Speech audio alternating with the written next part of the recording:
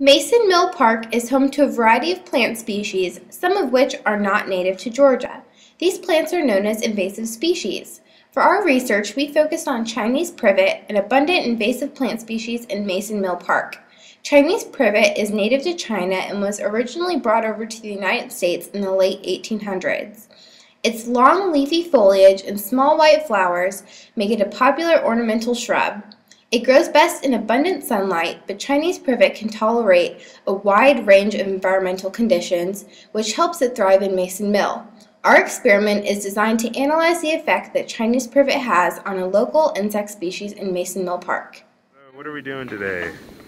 Today we set up plots on the invasive species side on this side, and we also set up Ligustrum traps on the invasive species side and the non-invasive species side. And we're now, instead of doing 6 plots, we're doing 3 invasive species and 3 non-invasive species plots, instead of 6 and 6. So in total we're going to be doing 6 plots and gather data from that. And each plot that we have now, since we have 3 invasive species, each plot of those will have a sticky trap at 3 feet, which will be tied with a string around the trunk, and another sticky trap at 6 feet. Then we also have a pitfall trap at the bottom of the Chinese privet. Okay, so what we've done is we have dug a hole and made it so that this large cup is level with the ground for our first pitfall trap. And later we're going to get percent coverage for this quadrant.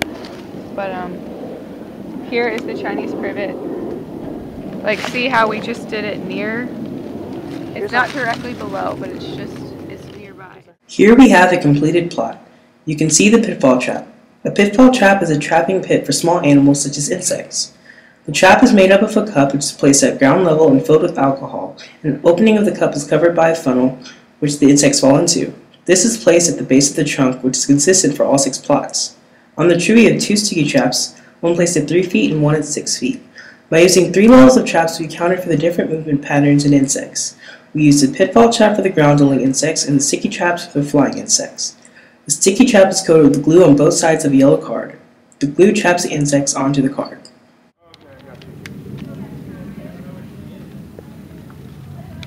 So what exactly are you doing here, Laura? Alright, so this is the placement of the second sticky trap.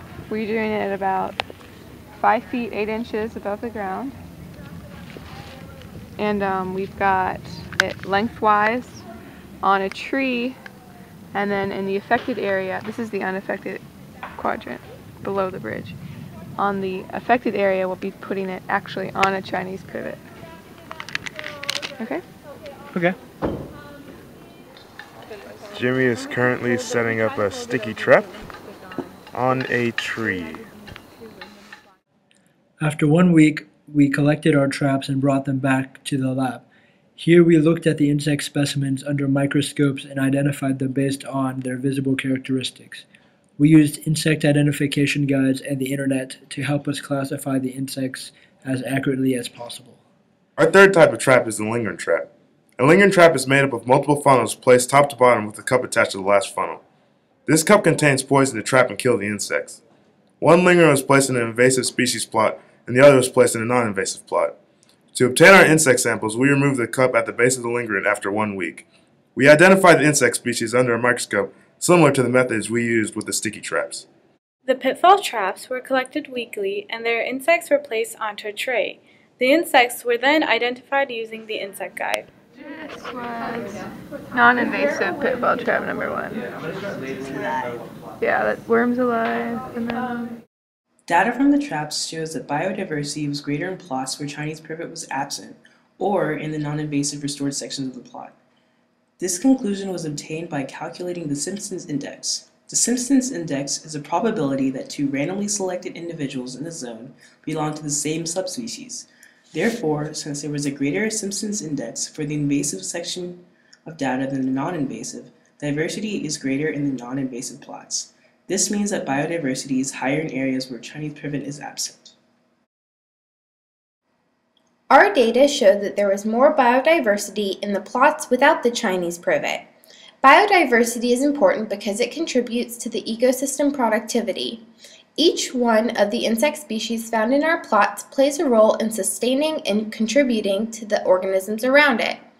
Our research could be extended to the other invasive plant species in Mason Mill Park. With this, we could see the combined impact of the invasive plant species and predict the benefit of their removal on overall insect biodiversity.